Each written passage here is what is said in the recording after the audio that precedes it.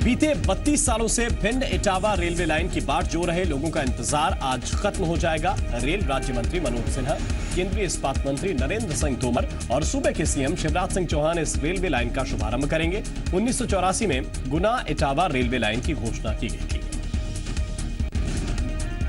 1985 में railway line के लिए बजट की घोषणा की गई, तभी से यहां के लोगों को इसका इंतजार था। हालांकि गुना से भिंड तक रेलवे लाइन शुरू हो चुकी है, लेकिन अब ये लाइन अपनी मंजिल यानी इटावा तक मुकम्मल शक्ल अख्तियार कर चुकी है, जिसका औपचारिक शुभारंभ आज हो जाएगा।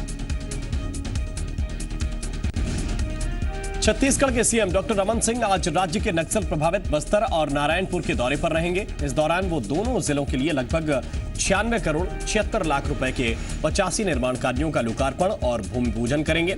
इसे बस्तर के लिए एक बड़ी सौगात माना जा रहा है। सीएम छत्तीसगढ़ युवा सूचना क्रांति योजना के तहत जगदलपुर कॉलेज के छात्रों को टैबलेट भी बांटेंगे। साथ ही दोनों जिलों में निर्मित छात्रावास भवनों, हाई स्कूल भवनों का भी लोकार्पण करेंगे। इसके अलावा वो नारायणपुर में 500 सीटों के संयुक्त आश्रमशाला भवन का भी लोकार्पण करेंगे। मुख्यमंत्री दोपहर 12 बजे हेलीकॉप्टर से बस्तर रवाना होंगे और शाम करीब 4 बजे वापस आ जाएंगे। कांग्रेस नेता दिग्विजय सिंह आज सुबह 11 बजे भोपाल जिला कोर्ट में पेश होंगे। इससे पहले एमपी विधानसभा फर्जी नियुक्ति मामले में दिग्विजय सिंह के खिलाफ गिरफ्तारी वारंट जारी किया गया। शुक्रवार को कोर्ट में पेश नहीं होने के चलते उनके खिलाफ गिरफ्तारी वारंट जारी किया गया।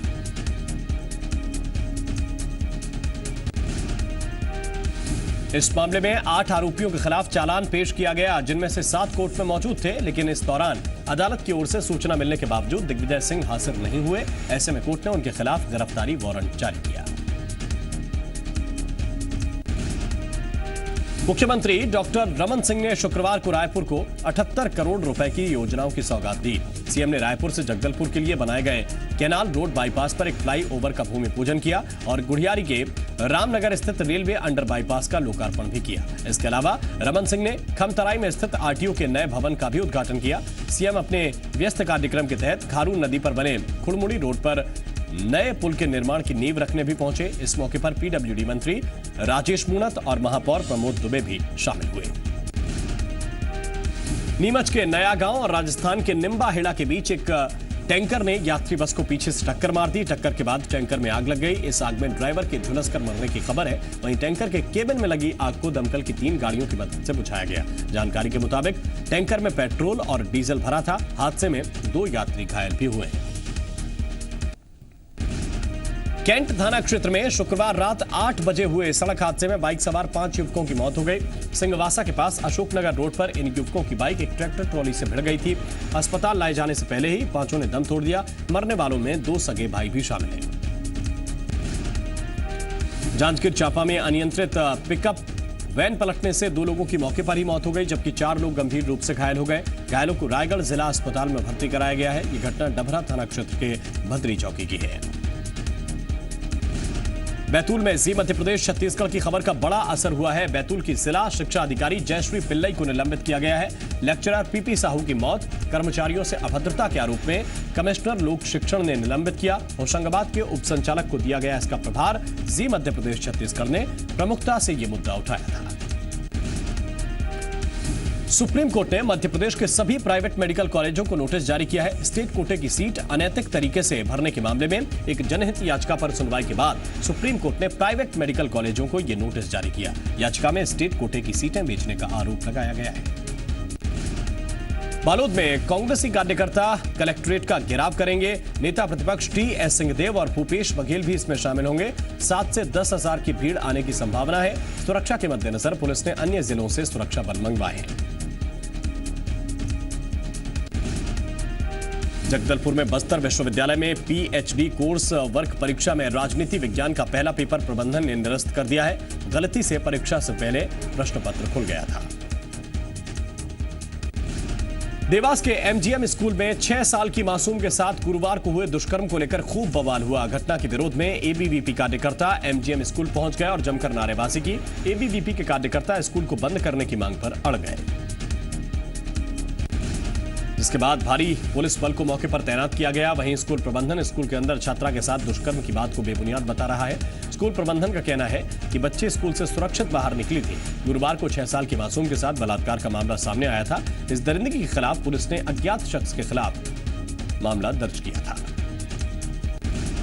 भिलाई एमजीएम स्कूल में मासूमों के साथ छेड़खानी के एक के बाद एक मामले सामने आते जा रहे हैं। स्कूल के स्वीपर एस सुनील राव ने इन तीनों मासूमों के साथ दुष्कर्म की कोशिश की है। भिलाई पुलिस ने इस मामले में आरोपी सुनील को गिरफ्तार कर लिया है। पुलिस ने स्कूल मैनेजमेंट के 3 लोगों के खिलाफ भी केस दर्ज किया है, लेकिन इनमें से अब तक किसी की गिरफ्तारी नहीं हुई। आरोपियों की गिरफ्तारी नहीं किए जाने को लेकर कई संगठनों ने स्कूल के खिलाफ मोर्चा खोल दिया।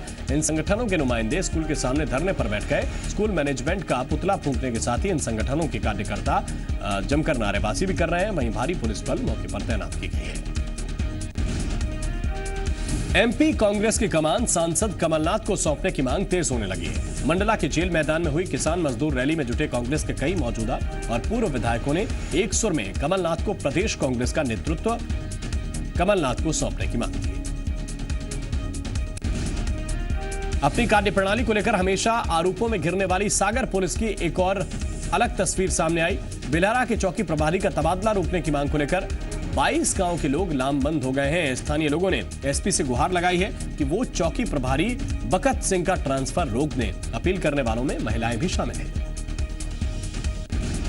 तमाम गांव वालों का कहना है कि पिछले 30 सालों में उन्हें पहली बार ऐसा चौकी प्रभारी मिला है जिसने यहां के हालात बदल दिए हैं। अपने 9 महीने के कार्यकाल में बकत सिंह ने जुआ, सट्टा और अवैध शराब की बिक्री पर पूरी तरह से पाबंदी लगा दी और इलाके में अमन शांति कायम की। दरअसल एसपी ने बिलहरा के चौकी प्रभारी बखत सिंह की बेहतर कार्यप्रणाली को देखते हुए उनका प्रमोशन कर दिया है और उन्हें खिमलासा में थाना प्रभारी की जिम्मेदारी सौंपी गई। लेकिन यहां के स्थानीय लोग उन्हें जाने नहीं देना चाहते। लोगों की अपील के बाद एसपी ने कहा कि जनभावना का सम्मान करते हुए वो जल्द ही लोगों के हित में फैसला लेंगे। धार में एक पुलिसकर्मी पर नाबालिग लड़कियों से छेड़छाड़ का मामला सामने आया है। 34वीं बटालियन के आरक्षक विक्रम मुकाती पर नाबालिग लड़कियों से छेड़छाड़ का आरोप लगा है। बताया जा रहा है कि शराब के नशे में धुत आरोपी आरक्षक विक्रम कन्या महाविद्यालय की 3 छात्राओं को पहले तो इसने पीछा किया और पाटीदार चौराहे पर उनको रोककर छेड़छाड़ की।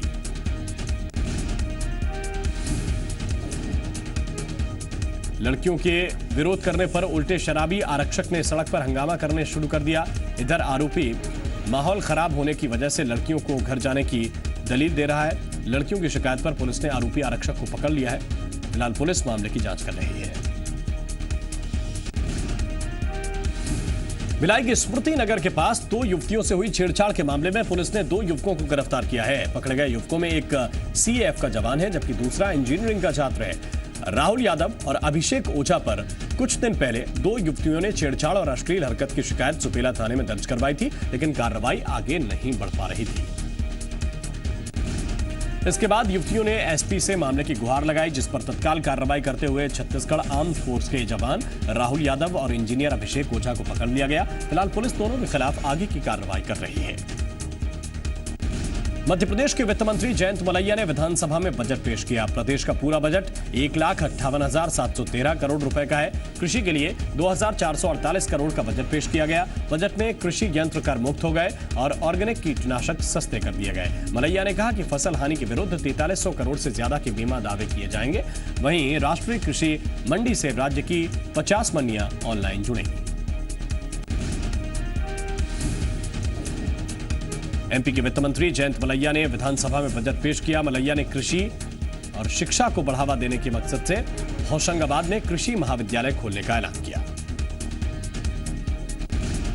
बजट में 7 नए आईटीआई बनाने के लिए 168 करोड़ का प्रावधान किया गया है। बजट में उच्च शिक्षा के लिए 616 करोड़ रुपए का प्रावधान किया गया। माध्यमिक शिक्षा अभियान के लिए 495 करोड़ रुपए का बजट रखा गया है।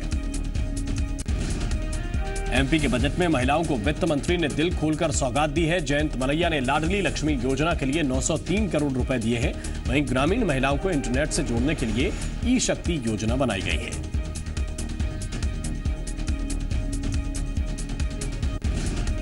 वित्त मंत्री जयंत मलैया ने विधानसभा में कहा कि एमपी के 4 बड़े शहरों इंदौर, ग्वालियर, भोपाल, जबलपुर में आईटी पार्क की स्थापना की जाएगी। साथ ही भोपाल और इंदौर में इंडस्ट्रियल क्लस्टर का निर्माण भी किया जाएगा। वित्त मंत्री ने विधानसभा में कहा कि देश में दुग्ध व्यापार को बढ़ावा देने के मकसद से खोले जाने वाले 2 नेशनल कामधेनु सेंटर में से एक मध्य प्रदेश में खोला जाएगा। वित्त मंत्री जयंत मलैया ने बजट में अनुसूचित जाति जनजातियों के विकास के लिए व्यय की जाने वाली राशि बढ़ाकर 16,200 करोड़ किए जाने का ऐलान किया। मुख्यमंत्री शिवराज सिंह चौहान ने बजट की तारीफ की है और इसे क्रांतिकारी बजट कहा, जिसमें सभी वर्गों का ख्याल रखा गया है।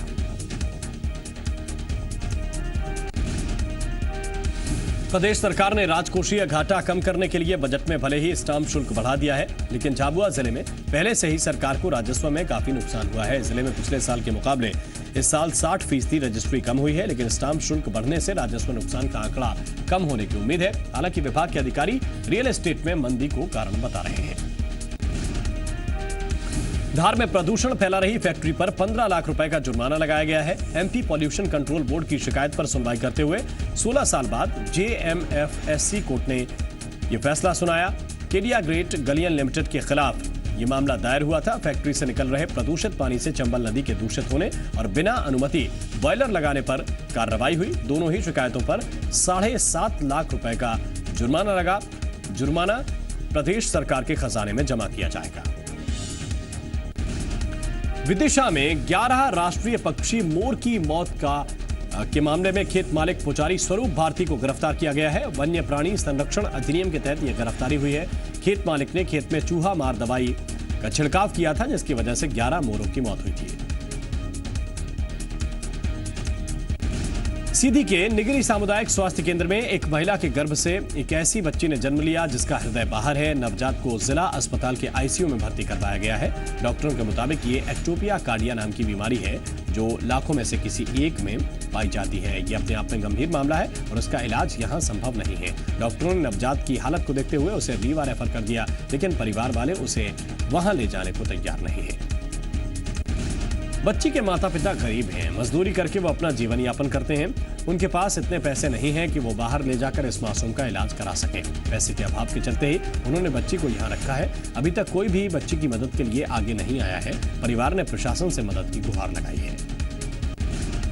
प्रशासन ने बच्ची की बीमारी के बारे में जानकारी से इनकार किया है। प्रशासन का कहना है कि अगर बच्ची के इलाज को लेकर सीएमएचओ आवेदन करेंगे तो प्रशासनिक स्तर पर हर संभव मदद की जाएगी। बच्ची को पैदा हुए सिर्फ 4 दिन ही हुए हैं।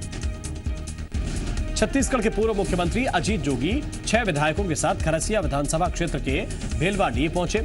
इस दौरान उन्होंने किसानों को संबोधित करते हुए केंद्र और राज्य सरकार पर जमकर हमला बोला। हालांकि कांग्रेस की गुटबाजी भी यहां पर खुलकर सामने आ गई। अजीत जोगी के दौरे में पूर्व गृह मंत्री नंद कुमार साय के बेटे और खरसिया से विधायक उमेश पटेल नजर नहीं आए और न ही जिले के कांग्रेस कार्यकर्ताओं ने जोगी का समर्थन किया। रायपुर में अनूपचंद त्रिलोकचंद ज्वेलर्स पर आज आयकर विभाग की टीम ने छापा मारा। 5 मेंबरों की इस टीम ने ज्वेलर्स के शोरूम में छापा मारकर कई अहम दस्तावेज बरामद किए। छत्तीसगढ़ में चिटफंड कंपनियों के खिलाफ कार्रवाई में देरी पर लोगों का विरोध प्रदर्शन और धरना जारी है। रायपुर के बूढ़ापारा तालाब पर भूख हड़ताल के 26वें दिन लोगों ने कंपनियों के खिलाफ तत्काल कार्रवाई की मांग की। रोहित वेमुला खुदकुशी मामले में बीएसपी प्रमुख मायावती और एचआरडी मंत्री स्मृति ईरानी की तीखी झड़प हो गई। मायावती ने कहा कि स्मृति अपना सिर काटकर उनके पैरों में रखें। स्मृति ईरानी ने कहा कि उन्होंने कहा था कि वो बीएसपी कार्यकर्ता आए और उनका सिर काटकर ले जाए। हरियाणा के मुरथल में कई महिलाओं से कथित गैंगरेप के मामले में पुलिस ने पीड़ितों से सामने आने की अपील की है और 3 नंबर जारी करके लोगों से जानकारी देने को कहा है। वहीं मौके से मिले महिलाओं के कपड़ों को फॉरेंसिक जांच के लिए भेजा गया है। रक्षा मंत्री मनोहर पर्रिकर ने सियाचिन से सेना हटाने की संभावनाओं से इनकार किया है। पर्रिकर ने कहा कि अगर सियाचिन से सेना हटी तो दुश्मन उस पर कब्जा कर सकता है। स्नैपडील छटनी मामले की दिल्ली सरकार भी जांच करेगी। सीएम ऑफिस ने दिल्ली के लेबर मिनिस्टर को कार्रवाई करने को कहा है। वहीं केंद्रीय श्रम मंत्री बंडारू दत्तात्रेय ने कहा कि किसी भी कर्मचारी के साथ नाइंसाफी नहीं होने देंगे। ठाणे में महिला पुलिसकर्मी को पीटने वाले नेता शशिकांत को गिरफ्तार करके पुलिस हिरासत में भेज दिया गया है। वहीं शिवसेना ने बयान जारी करके कहा है कि उसका आरोपी शशिकांत कालगुड़े से कोई रिश्ता नहीं है। शशिकांत ने गाड़ी चलाते वक्त मोबाइल पर बात करने से रोकने पर महिला ट्रैफिक पुलिसकर्मी को पीटा था। राष्ट्रपति प्रणब मुखर्जी आज केरल में 5 अहम परियोजनाओं की शुरुआत करेंगे। कल कोच्चि में राष्ट्रपति ने कहा था कि 115 साल पुराने आईपीसी में बदलाव होना चाहिए ताकि 21वीं सदी की चुनौतियों का सामना किया जा सके। नेपाल में हुए विमान हादसे में 2 लोगों की मौत हो गई और 9 लोग घायल हो गए। इससे पहले गुरुवार को हुए एक और विमान हादसे में 23 लोगों की मौत हो गई थी। शुक्रवार को सीरिया के दमास्कस में आईएसआईएस के लड़ाकों के छिपे होने की सूचना के बाद अमेरिका और रूस ने हवाई हमले किए। हमले के बाद इलाके में काफी देर तक धुएं का गुबार उठता रहा। गुरुवार को नाइजीरिया में बोको हरम से पकड़े गए विस्फोटकों में हुए धमाके के मामले में पुलिस ने छानबीन शुरू कर दी है। पुलिस के मुताबिक धमाका तब हुआ जब एक पुलिसकर्मी विस्फोटकों को एक जगह से दूसरी जगह ले जा रहा था। इंटरनेशनल स्पेस स्टेशन से एस्ट्रोनॉट सकूट कैली कोसोमोनॉट मिखाइल कॉर्नियन को लगभग 1 साल बाद वापस पृथ्वी पर आने वाले हैं। सकूट कैली ने वापस आने से पहले आईएसएस से आखिरी प्रेस कॉन्फ्रेंस की। आज बांग्लादेश में खेले जा रहे एशिया टी20 कप में भारत और पाकिस्तान का हाई वोल्टेज मुकाबला होगा। टी20 मैचों में भारत पाकिस्तान में कुल 6 मैच हुए हैं, जिनमें से 5 भारत ने जीते हैं। ऐश्वर्या राय बच्चन इन दिनों अपनी अगली फिल्म सरबजीत की शूटिंग कर रहे हैं। इस दौरान ऐश्वर्या ने अटारी बॉर्डर पर बीएसएफ जवानों से मुलाकात की और जवानों का शुक्रिया भी अदा किया।